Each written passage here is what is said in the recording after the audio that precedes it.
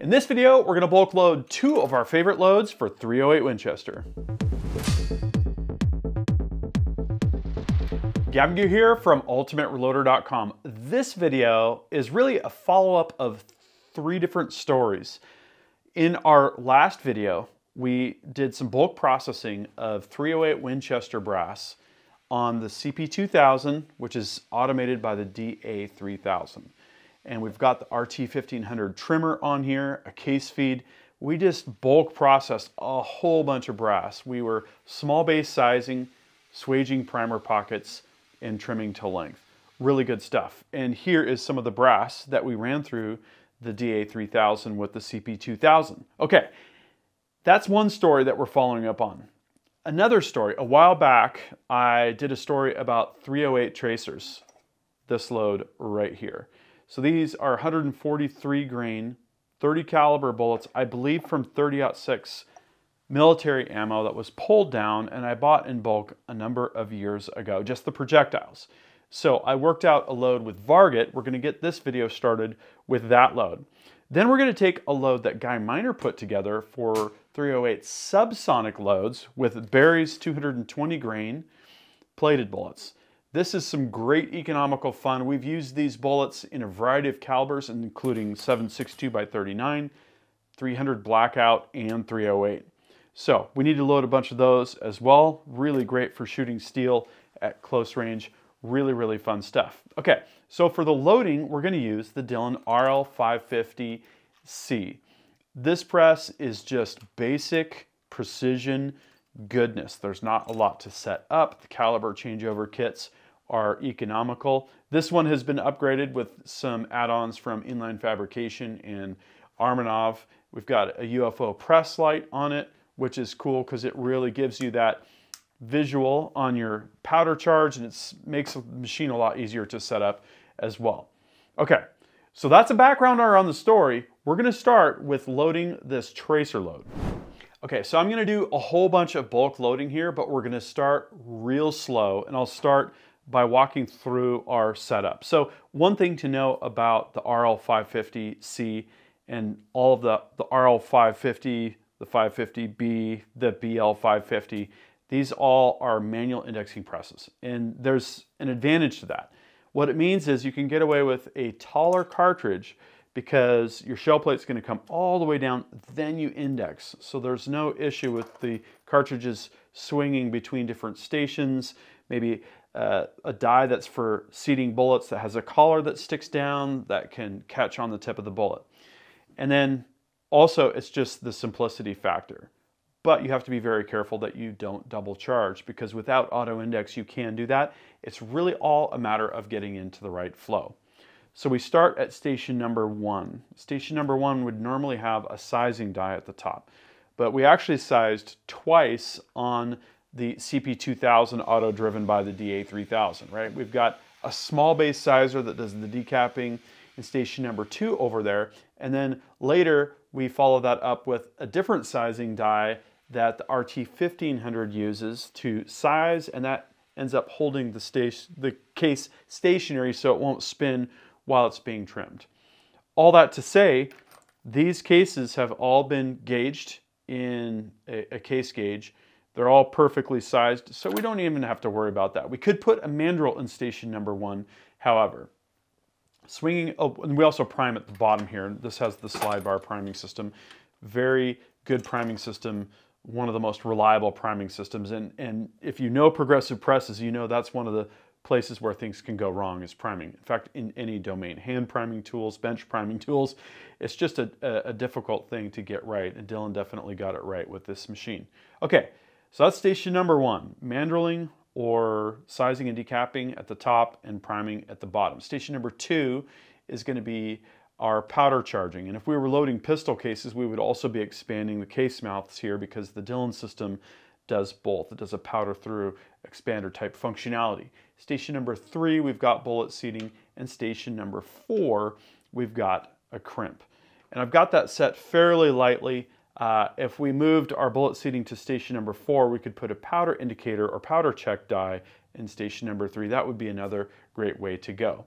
So each time I pull the press handle, it's a very important note, we've got powder coming down here, and this is the best place to get a visual on it, is to look right here, straight down into the case mouth before I do the indexing. So that's the rhythm that I have to get into when I'm running this press. So let's run some additional cartridges through here to give you a real slow idea. All the way to the top, wait until you hear the powder drop, then down.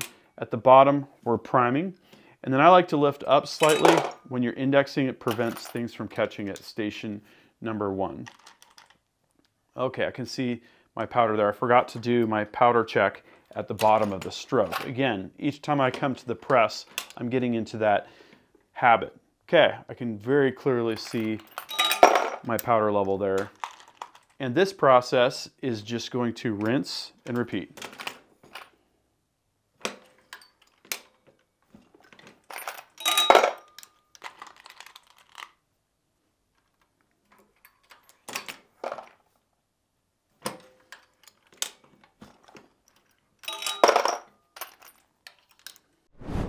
Okay, so we're set up for our subsonic load. I swapped out the Varget for the Trail Boss.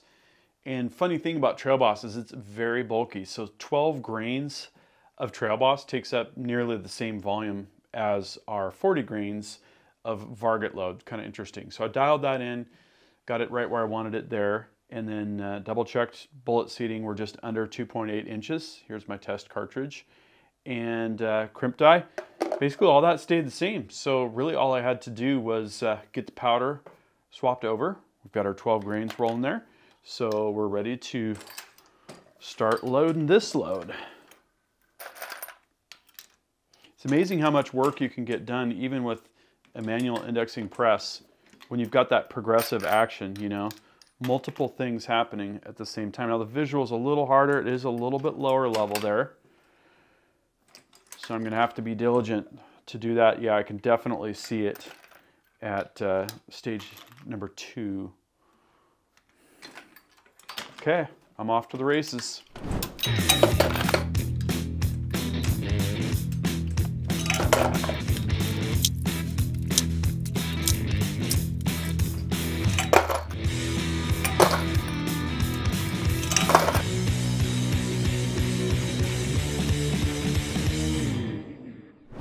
All right, so that's a good amount of these 308 subsonic loads. This is going to be totally fun.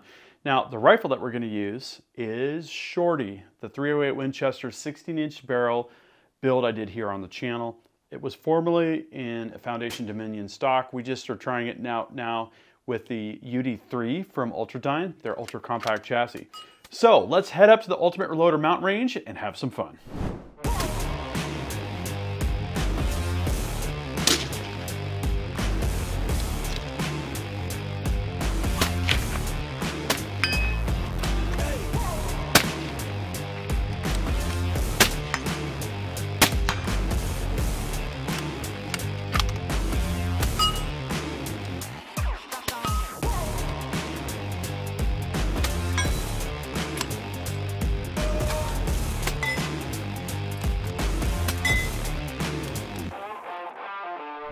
Okay, so I just got back from shooting this new incarnation of Shorty with the 143 grain tracer load and the Berry's 220 subsonic load, and I'll have to say, awesome. I just love the balance of this rifle. I love the compact package, including the Silencer Central backcountry, which did really well with those subsonic loads. Really quiet, very distinct hit of steel sound, really, really good stuff. So we started up at the Ultimate Reloader Ridgeline range. I thought if I'm going to shoot some tracers here during the day, I want to see where they're going to go. And I got kind of a wild hair. I thought I'm going to try and hit Harold the 4-foot-tall rock chuck from the Rock Chuck Olympics from 1,300 yards. That was not far.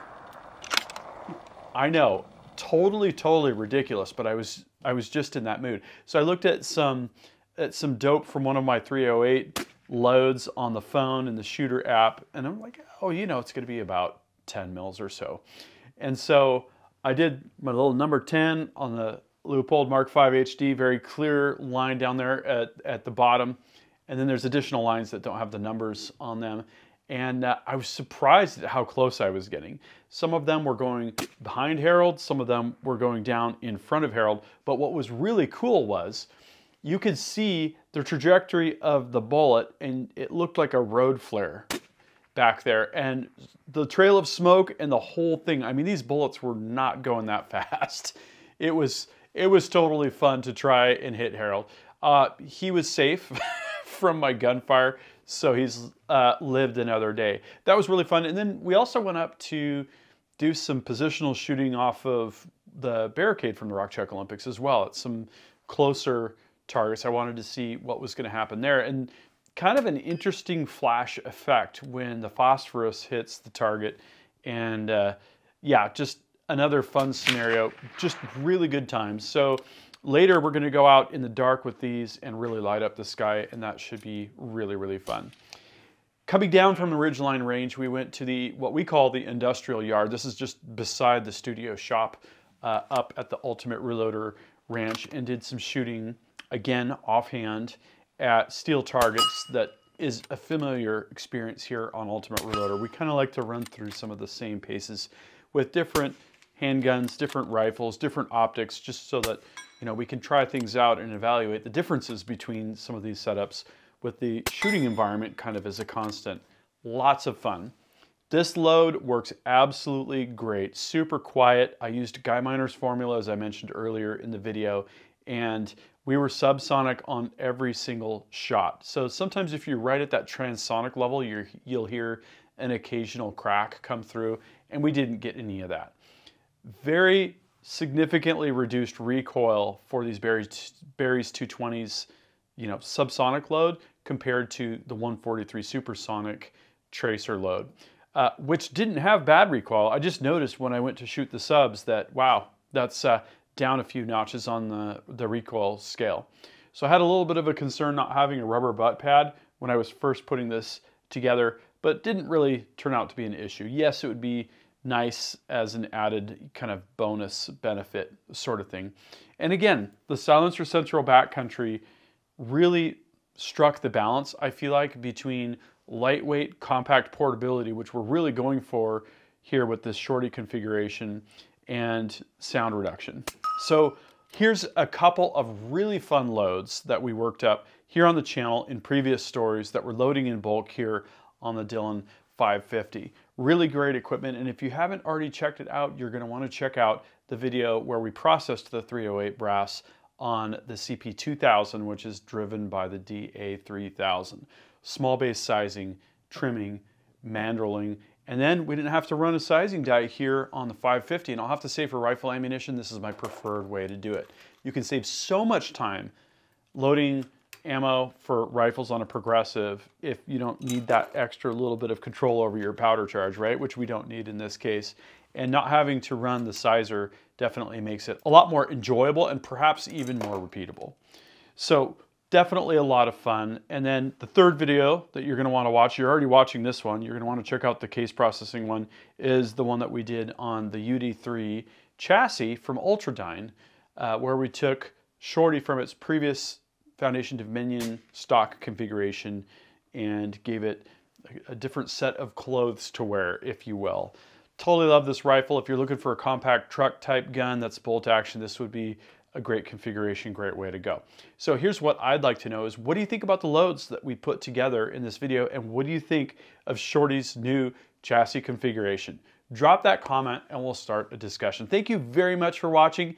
That concludes this video, and that means it's time to wrap it up. I hope you enjoyed this video. Don't forget to like and subscribe. Also, we're on Facebook, YouTube, Rumble, where we've got unrestricted content, and Instagram. Make sure to follow us on all those channels. Ultimate Reloader also has a commercial solutions division serving law enforcement, the military, and the gun industry. We have some unique capabilities, including a comprehensive suite of recoil testing and evaluation capabilities, trigger profiling, and more. If you're interested in custom rifles like what we build here on the channel, or gunsmithing services, you're going to want to go to rifles.ultimatereloader.com and get on the wait list. If you want to learn lucrative gunsmithing like what I show here on the channel, including building custom rifles and Cerakote plus a whole bunch more, you're going to want to check out the Colorado School of Trades, schooloftrades.edu. Thanks again for watching.